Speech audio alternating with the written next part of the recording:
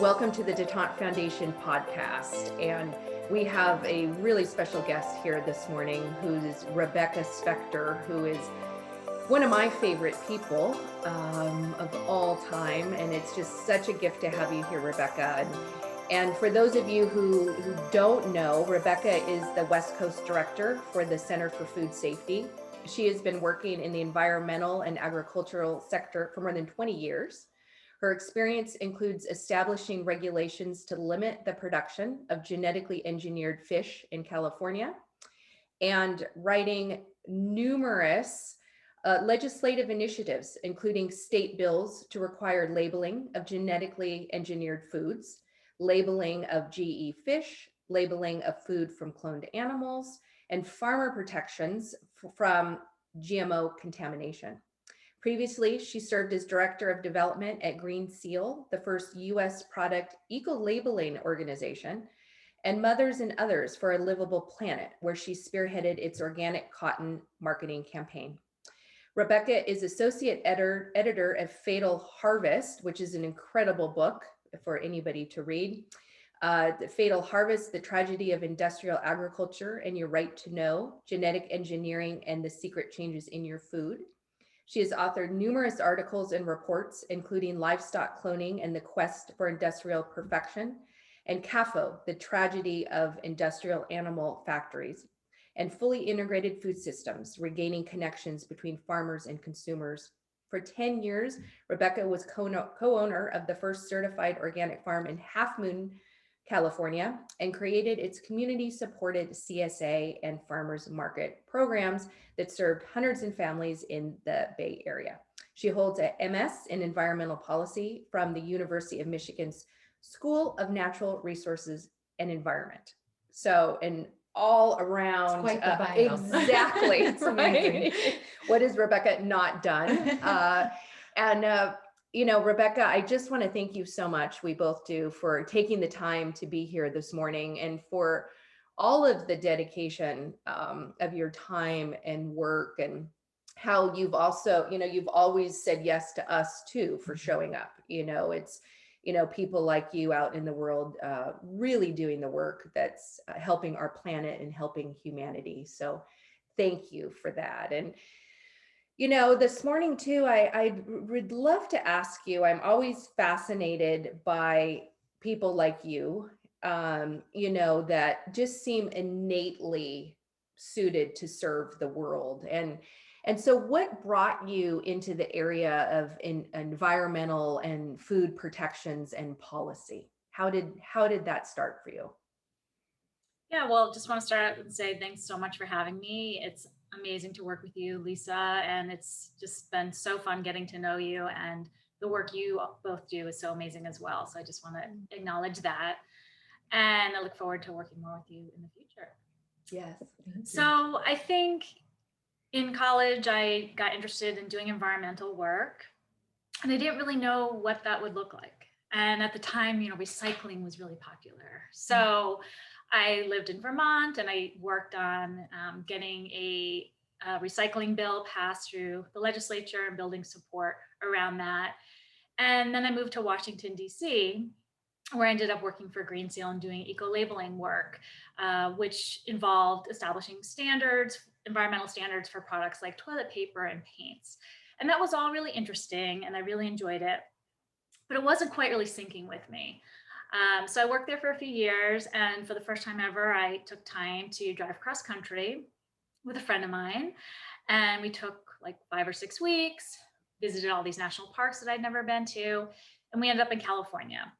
I'd visited San Francisco before, but I had never driven through California. For those of you that have, you might drive, up and down Interstate 5, which just goes through a lot of agricultural areas. And I grew up in New England, where, cows really are roaming on green pastures, on hills. And just because the geology in New England is certainly so different than California, you can't have these huge CAFOs because it's just a different kind of pasturing system. So it was the first time I'd ever seen thousands of cows packed into dirt, or miles and miles of one food crop. grown. I had never Mhm. seen anything like that. And I grew up next to an agricultural town. So I was exposed to a lot of agriculture as a child. But again, it was very different. And it just at that moment hit me, this is what I want to work on, the nexus between agriculture and the environment and human health. And Mhm. at that time, there weren't very many organizations working on that. And it wasn't really as popularized as it is now. So it was Mhm. before Michael Pollan had written on this. And I just knew that that's what I wanted to work on. And then I started to look for organizations that were doing that, and there weren't that many. There were organizations that worked on farming issues or environmental issues, and there weren't a lot that did both.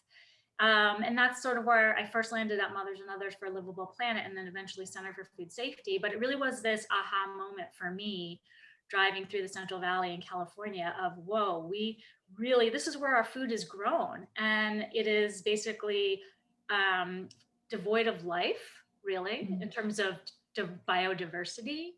And certainly in terms of the animal welfare issues involved in huge factory farms. So it really was, a wake up moment for me when I knew that that's what I wanted to work on. That's fantastic. And it's interesting too, because my upbringing was very similar, and having that experience to be able to see that difference, and the ways that agriculture supports life and how it's really meant to operate, and then these things that destroy life. And do you think, in your upbringing, I always find it curious, and Taylor and I've talked about this too, why don't more people have that experience like what you're talking about? What is it that some of us can really understand so quickly, or experience it even on a type of soul level? And what do you think that shift was? Was it your upbringing? Yeah, I mean, I think that, again, just I think a lot of people don't live near agricultural areas. And Mhm. so their exposure to agriculture may be through advertisements by food companies that, in particular, you think of happy cows, right? That a lot of dairy companies might use in their marketing. And the images are cows on green pasture. And as we know, by far the majority of food animals are grown in confinement across the United States.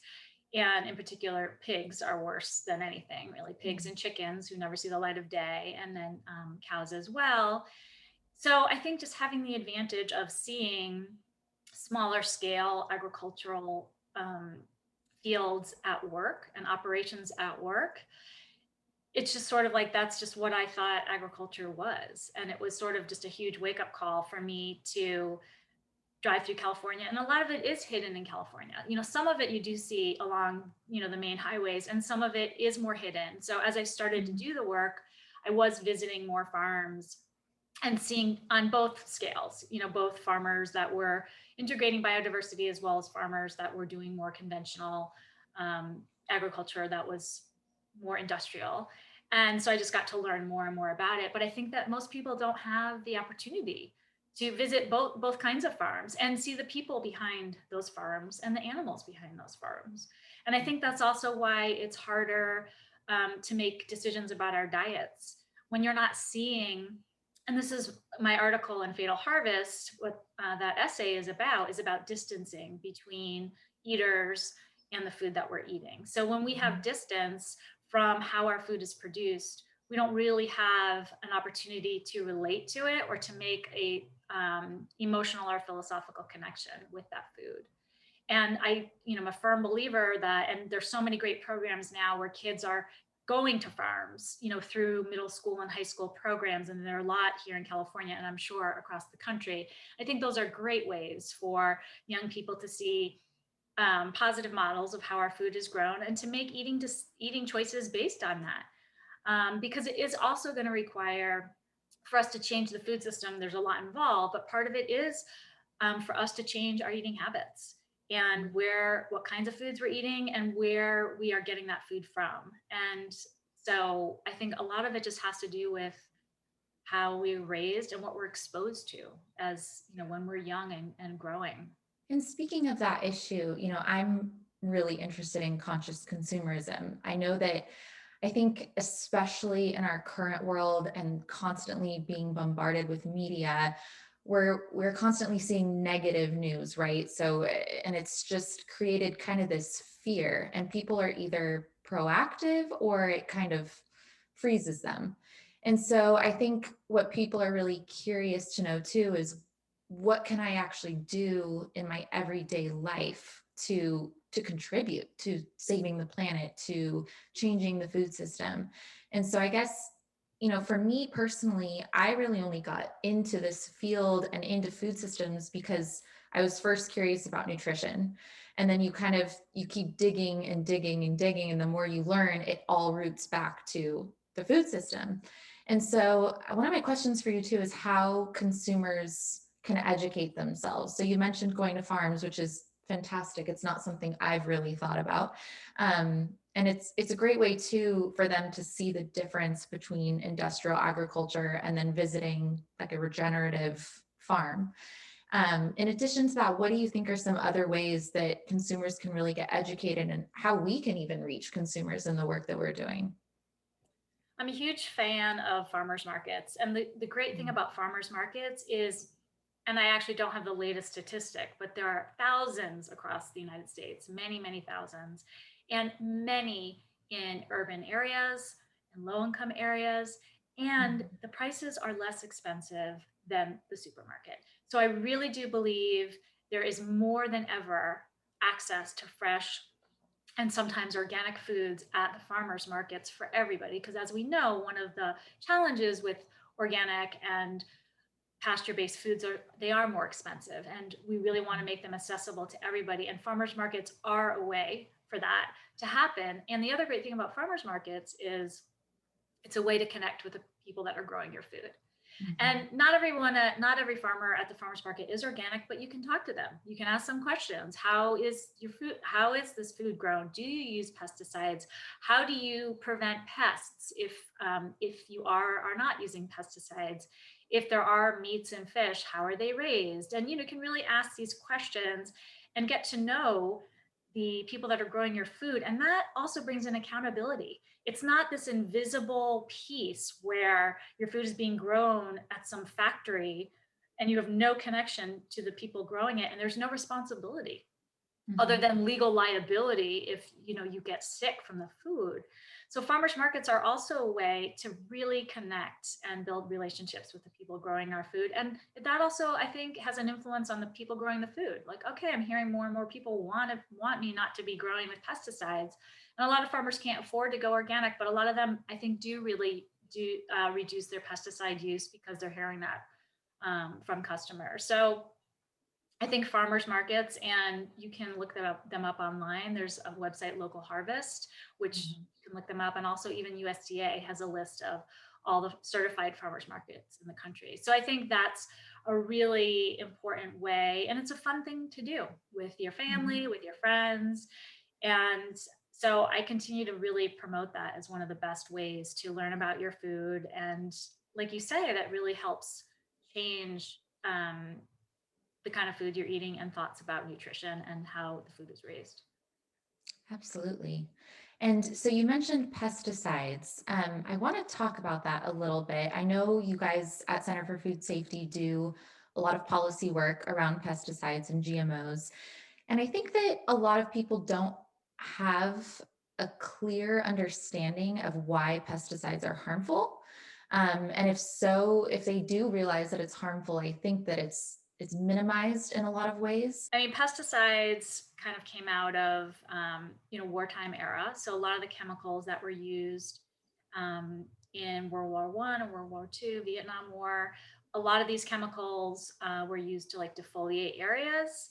So, like for example, in Vietnam, they would spray Agent Orange onto the trees and the canopies so that it would kill them, so that they could see, the people that were on the ground. And then these chemical companies, so these chemicals that were originally designed for warfare were then used for what they called the Green Revolution, which was a way to ramp up industrial agriculture in our country and really transform it to a system that, as I said, is sort of based on chemical inputs and devoid of biodiversity. And that includes biodiversity in the soil, which we know is critical to a healthy food system, and insect diversity, which is critical to maintaining balance in a cropping system. So the pesticides are used for a variety of purposes. So pesticides can include chemicals that are used to kill pests. They can also include herbicides, so chemicals that are used to kill weeds, and then fungicides, which are used to kill funguses. So pesticides is sort of an umbrella term that includes all of those. So all of them have different impacts. What we're learning over time is that a lot of the chemicals, which are petrochemically based, so remember the production of these pesticides and fertilizers and fungicides contributes to climate change because they are petrochemically based and they require enormous amount of energy to produce these chemical pesticides. So that's number one. And they're often produced, offshore and in kind of, using kind of climate impacting technologies. Number two, again, it's killing all the microbes. So you would spray the soil. Some farmers spray the soil to kill everything living in it. Then they apply chemical fertilizer. And basically, it's just a whole system. We have this beautiful, amazing system of nature to grow food. And what many organic farmers and regenerative farmers are doing is using the benefits of the natural microbes in the soil, the pests that come to balance, they're insects that kill bad insects or insects that are damaging to crops, right? So they're beneficial insects, they're damaging insects. And organic and regenerative farmers use nature so to attract the beneficial insects so they don't need to use chemical pesticides to kill insects, and then ways to improve the soil using natural systems like rotating in crops to build the soil, so older crops, or rotating in manure. And then there's obviously there's time between rotating in manure and growing food crops, so there's standards for all of that. But basically the whole system. So some pesticides are cause cancer, some of them are endocrine disruptors. They, depending on the pesticide, they cause a whole host of problems. And so that is, we have a lot of issues with pesticides. Certainly the health issues are number one. And even though they impact everybody who eats foods that have pesticides on them, they mostly impact the farm workers that are using these pesticides every day to grow our food. So those are the people that are most impacted by these chemicals. And then of course, nature and the environment. And then these pesticides get into the groundwater and they contaminate groundwater, which is used for drinking water. They can contaminate the air. So they have an impact on amphibians such as frogs, and then the wildlife that eat those amphibians. So it's really just a whole cycle of eradication. You can kind of conclude that when you're buying organic produce, for example, you're affecting an entire ecosystem from your body to the soil, to the farmer, to the environment. I think in an ideal world, yeah. And yes. Organic certainly is, for Center for Food Safety, we believe organic is the floor. We would, in an ideal world, love to see all agriculture not use pesticides and other petrochemically derived inputs. There are definitely some organic systems, because they're growing on large scales, that might be lacking in diversity. And so the next step from organic is some of these other techniques. How can farmers that are producing their food focused on biodiversity, focusing on humane treatment of animals, focusing on how are we reducing climate change. And so regenerative agriculture right now doesn't have a standard, right? So we can't say go buy food that's grown regeneratively, because that doesn't mean anything right now. I think in an ideal world, there will be standards for that, but what it does really mean are farmers that are going organic and hopefully beyond, in terms of really paying attention to how can we use the soil to sequester carbon, which is, I think, one of the most exciting things in agriculture right now. It's been happening in agriculture for thousands of years that agriculture sequesters carbon, takes carbon out of the environment, puts it in the soil where it's not contributing to climate change. And we have this amazing opportunity right now to invest in agriculture that is working to sequester carbon.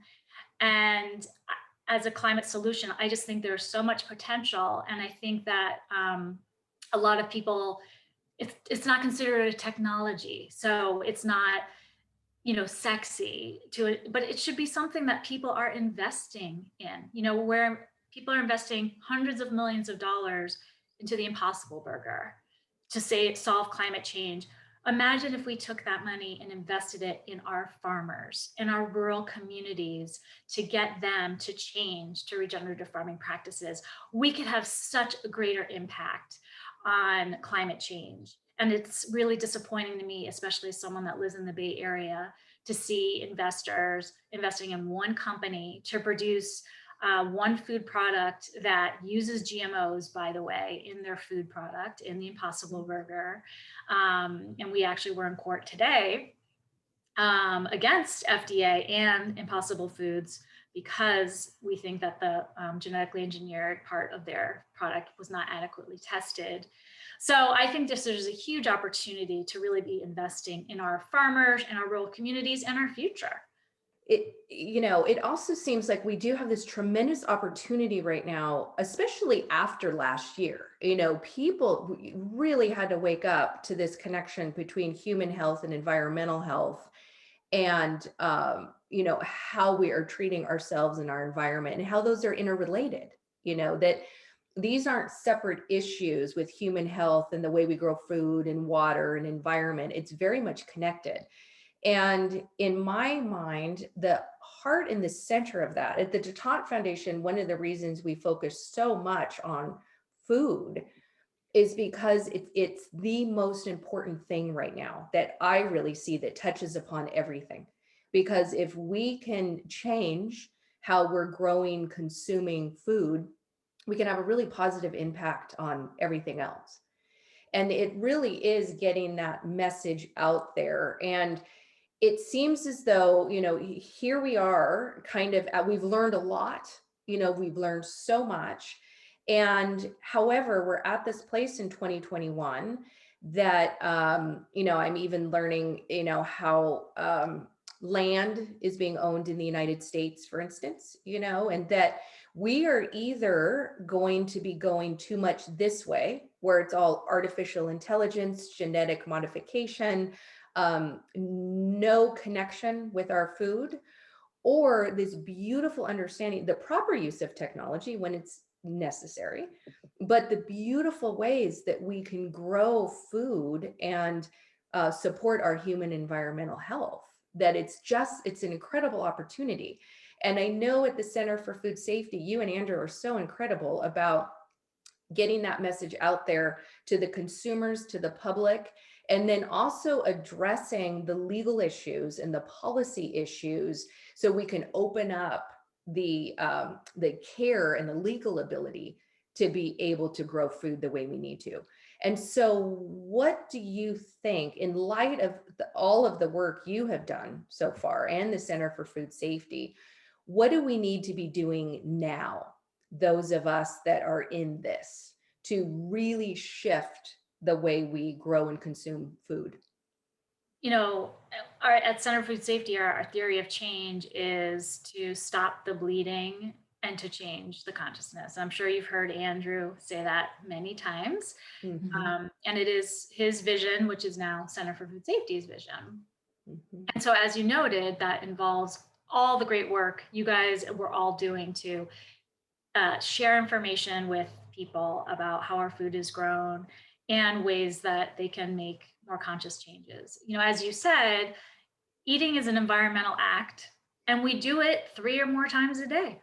Mm-hmm. And it is this amazing opportunity for us to have a direct impact on our environment in a positive or negative way every single day. And while, yes, it's super important to reduce our climate footprint by driving an electric car or getting on commercial flights less. I mean, those are all things, if you're really monitoring your footprint, are important. But eating is huge. And it's something we do have control over.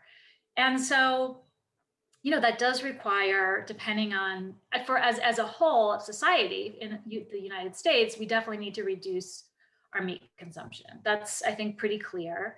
And many people are already doing that. And Center for Food Safety, we advocate for less and better meat. So we don't, advocate for eradicating animal agriculture by any means. We think animal agriculture is an important part of healthy agricultural systems if it's used correctly. And that's part of what we promote, is supporting farmers to transition to more regenerative farming practices, especially with livestock. So eating more plant-based diets and organic foods, so we don't have the impact from pesticides, and then stopping the bleeding. So, the other piece is we do need to stop these pesticides, especially, if they're illegally approved, which a lot of our lawsuits at Center for Food Safety are against government agencies like the Environmental Protection Agency or USDA, US Department of Food and Agriculture, or the Food and Drug Administration for not following basic laws. So when EPA approves a pesticide and they're not doing proper review of how that pesticide impacts endangered species under the Endangered Species Act, then we file a lawsuit. And like you said, we've had a lot of success because these agencies aren't doing these proper assessments. And so then we are seeing some of these pesticides taken off of the market, or the agencies having to go back and really do more thorough analysis of the impacts of these pesticides on the environment. So we really feel like we are stopping the bleeding and making a lot of change in that arena at the federal level. And what we want is for farmers to have choice. And so a lot of what we do at the policy level, especially in California, is to push for incentives for farmers. So that's actual money in their pockets, if for them to adopt specific tech farming practices that are more beneficial for the environment and human health. And that's what we want. I mean, subsidies just are a part of how our government works. And we want those subsidies to at least be going toward environmentally positive farming practices. And we want to keep our farmers farming.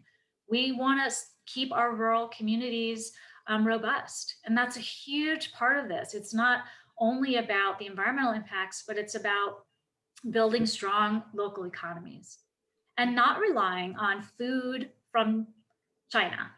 And a lot of food that may be using pesticides that are illegal here in the US. So unfortunately, there are pesticides that are legal in Mexico and other countries. So when you see produce from those areas that's not organic, that's not certified organic, we don't know what pesticides are used on those. And we're not supporting our local and regional economies. So to me, it's so, and I think for you guys too, it's so clear that we have, at an individual level, so much power to go to our farmers markets and buy food from our farmers, to, especially now in supermarkets where they are labeling where a lot of food is grown, to buy food that's grown in the USA. And if you can afford it, to buy organic food. And that's a really easy way we can really transform the food system on an individual level. What about at that consciousness level? And I'm particularly thinking about, as you were talking to, when I even got involved in food supply, it was in 2008. And I came into it from the legal end, being a former antitrust attorney and with intellectual property and conflicts of interest. I just looked at our food system and just thought, this can't be. I mean, these just abject conflicts of interest with our government and corporations, and when I was looking at it, it was exactly what you and Andrew are talking about too, of that consciousness. It's like, so what have we become when there's such a lack of connection and a lack of care? So we can move consumers, we can move ourselves, we can know that we have this impact. And then how do we, one of the things, and I love so much you and Andrew coming to, conferences and events, where we bring people together so that we can really shift that consciousness of the people that control. It seems to me as though something has to happen there. And So how do you suggest that? I know from what we try to do is to bring people together to dialogue and to understand, have more wisdom, like exactly what you're saying, that these different aspects have an impact. So how do we approach things with more wisdom and more truth and more care?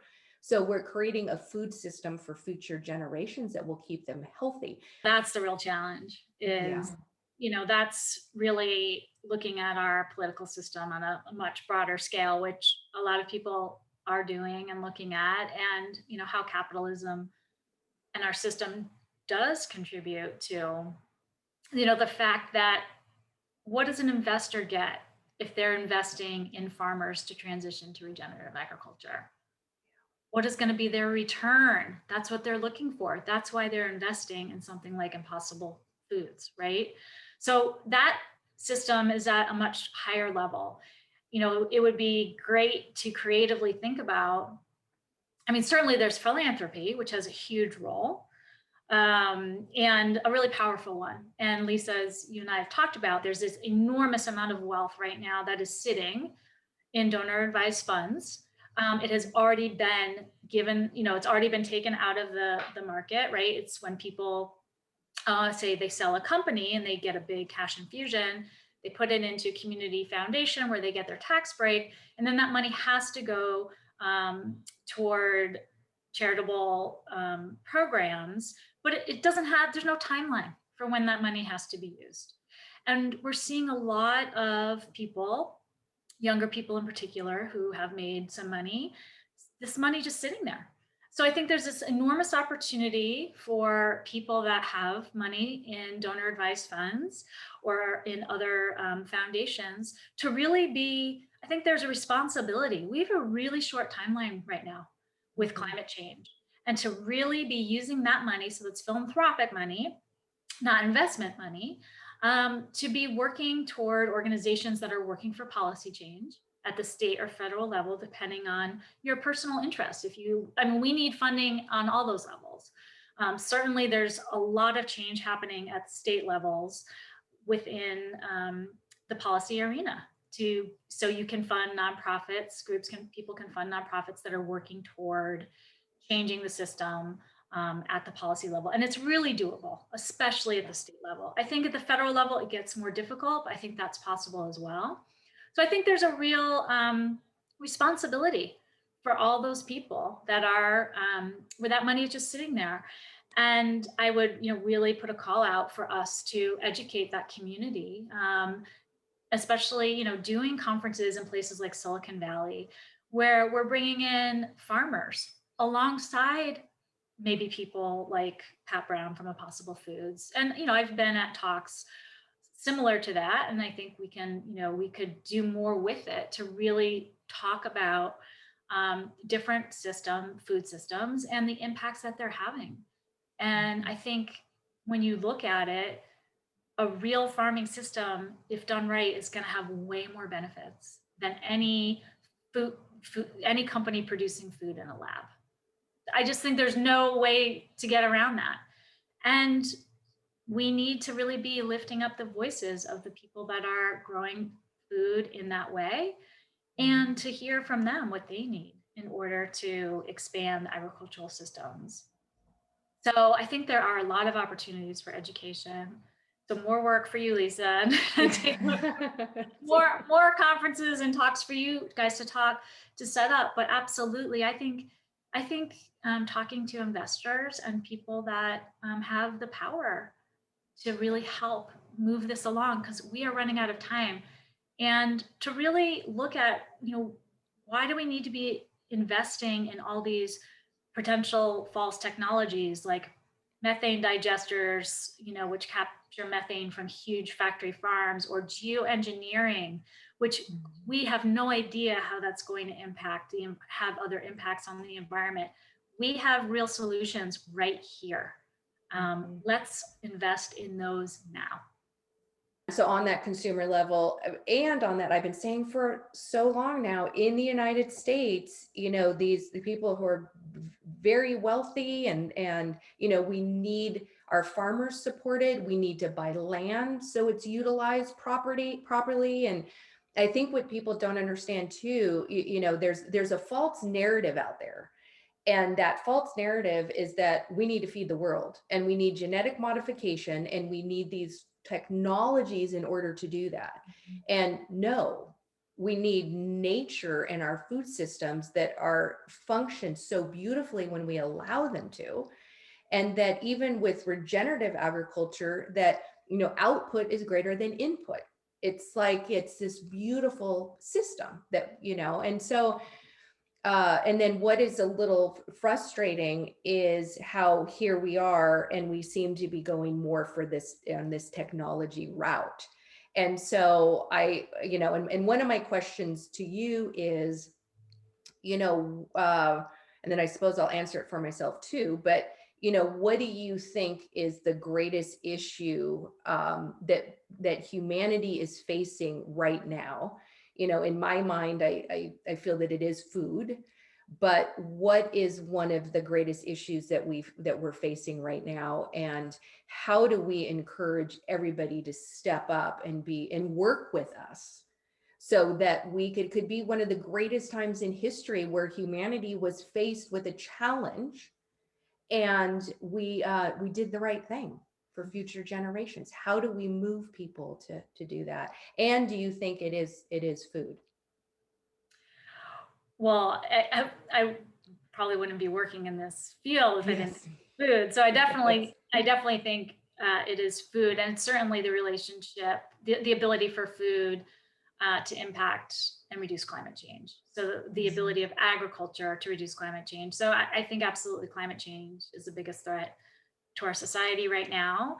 And we need solutions at all levels. So I think it's great that there are people that are focused on the energy sector. That's huge, and that has to be focused on. And there's a whole set of how do we change consumer habits around energy consumption, and bless all the people that are working on that issue. But I do think, as you said, the food piece is so critical, and we can make these changes right now. And so the key really, it's not just about education though, it is changing the system so that these products are more readily available, and that they are affordable for everybody, and that there's access to healthy foods that are grown without pesticides and that are grown in a way that sequester carbon. And I also think the role of, and the other way that food plays a huge part is, the deforestation from clearing land for animal production, which is a huge problem mostly in other countries, that's contributing hugely to climate change. So trees capture carbon. They are a huge source and a long-term solution because, unlike crops, which are turned over into the soil, trees are there for a long time. They sequester carbon for thousands of years, and we need more trees, and cutting down trees contributes significantly to climate change. And then we're putting cows on that land, which are contributing to climate change as they produce a lot of methane, which is the most potent greenhouse gas. So that whole system is huge, and again comes back to eating habits. And the other way that the U.S. is involved in even growing livestock in other countries is that we're providing the corn and soy. 80% of corn and soy grown in the U.S. is for animal production or for ethanol production. And so we could easily grow enough food in the United States to feed everyone in the U.S. and beyond. But a huge percentage of our food, of our land, is growing corn and soy that is used for livestock, and mostly livestock in other countries. So that system just has to end. And again, we don't want those farmers to go out of business.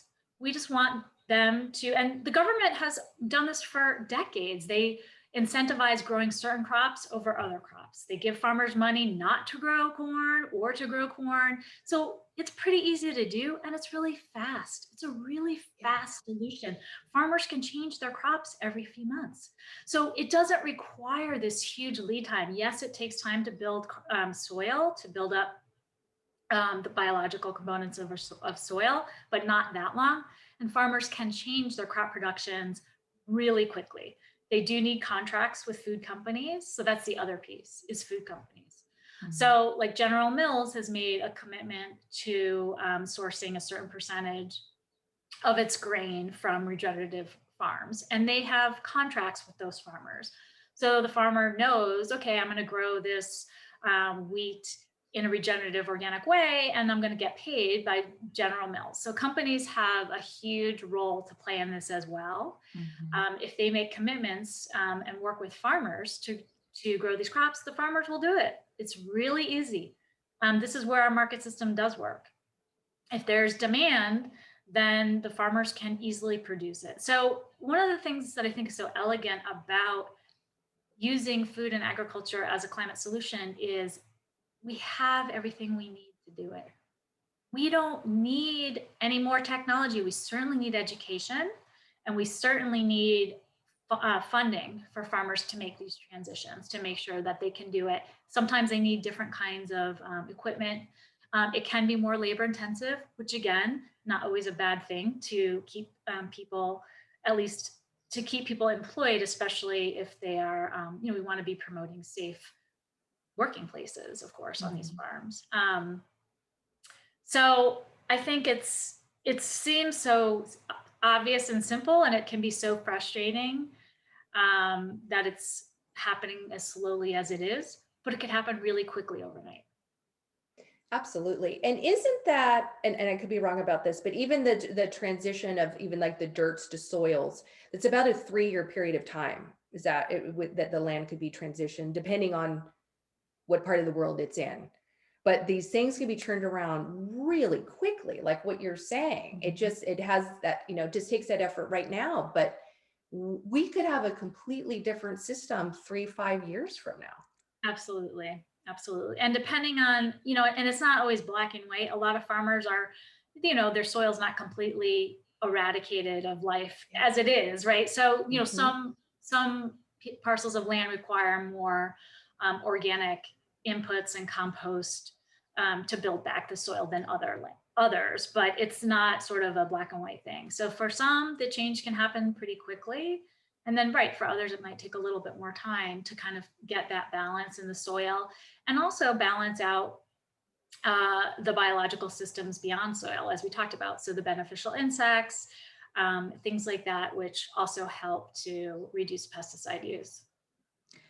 And actually, that kind of leads into one of my biggest questions that I have for you, because I know you've done a lot of work with GMOs. And as Lisa touched on, there are several really wealthy people that are buying up farmland in the United States. And several of them want to use that land to, grow GMO foods and think that that's the solution to feeding the world. And, it's a very controversial topic because you have people on both sides of the argument feel very strongly about it. And, on the pro GMO side, you have the people that say, well, there aren't any studies that say it's harmful to human health and it's a solution to stopping the use of pesticides and climate change. So my question for you is, what is your biggest argument against using GMOs? Yeah, well, GMOs have been in, research and development for decades. And, where we're at after decades of research and God only knows how many hundreds of millions or billions of dollars of investment money into GMO foods, we do not have GMO crops that are being used for drought resistance. There are no GMO crops that are really going to help there are no climate ready crops. There are no GMO foods that provide better nutrition. Basically, what the industry came up with is one technology. So GMO crops that you can spray herbicides on to kill the weeds around the plant, but it won't kill the actual crop. So this is what like Monsanto came up with, the Roundup Ready glyphosate. So you can spray, so that kills weeds. You can spray glyphosate or Roundup onto your corn or soy. It will kill the weeds and it won't kill the crop.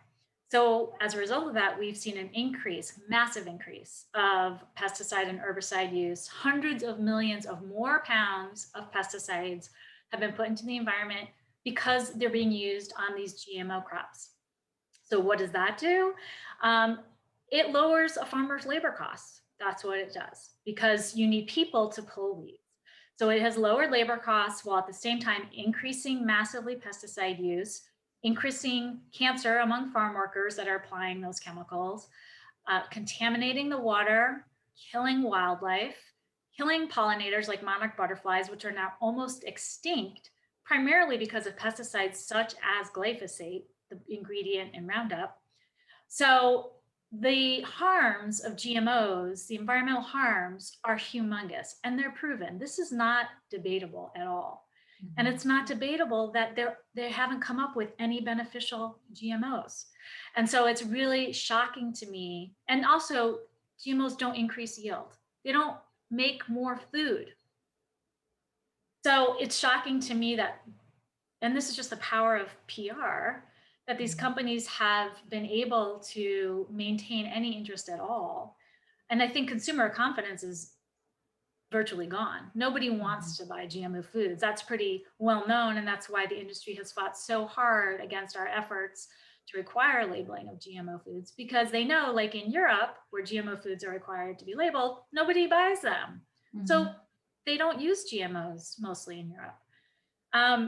So it's really unbelievable to me that anybody would have an argument for using GMOs at this point, because they're just a completely failed technology.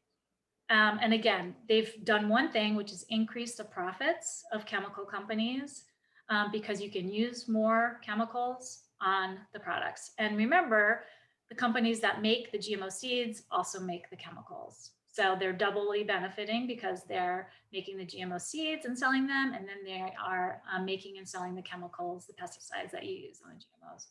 So, certainly there are, plenty of studies that have also looked into potential health issues with GMOs. But where we land at Center for Food Safety is we don't even need to go there. The technology is completely failed, and it's completely harmed our environment and caused cancer in farm workers. We know that. It's been proven. So I just, it's shocking to me to hear that anybody would even think that it was a good investment or something that we needed, because it's really a failed promise. I was also shocked too. Like, I have never understood why it doesn't. So the unlawful tying of the genetically modified seed with the chemicals, I still don't understand why it's not an unlawful tying arrangement pursuant to our antitrust laws. And the only way they've gotten around it has to be with big money and conflicts of interest, because in any other scenario, that would be a violation of antitrust laws. So, I think too, the understanding, anybody can call it what it is, but don't call it benevolent. That's the only thing when I hear that this is the way we feed the world. And, there's a time in our world right now where we just have to know truth. Right. And so just call things for what they are then. It's a way to make an extraordinary amount of money and to control. So, but that, we are also, there's so many people now that are really waking up and understanding these issues and really, really wanting to do some good work. And like what you were saying too at the very beginning, it's that having the relationship, knowing, how we act, what we do has such an influence. And it's an incredible time. If we could just do what you and Andrew have been talking about, of even the floor of our food system, even to have that is just absolutely beautiful. And then we have these abilities to create a beautiful world, and we're right there and have the ability to do it. And it takes all of us coming together to do that. And so we appreciate so much you and Andrew and the Center for Food Safety and everybody that's really coming together to do the absolute best we can while we're here. And those of us who have, children and stepchildren and then young people, in our lives, that we do the best we can to leave a beautiful world for these generations, and we can. Yes, absolutely. And to give them hope. That's right. Because there certainly is a lot of it. There is hope, and we can do something. And we're at this incredible time where now, we can just do really, really great work in the world from what we've learned. Yeah. So Yeah. well, beautiful. Well, thank you again so much. I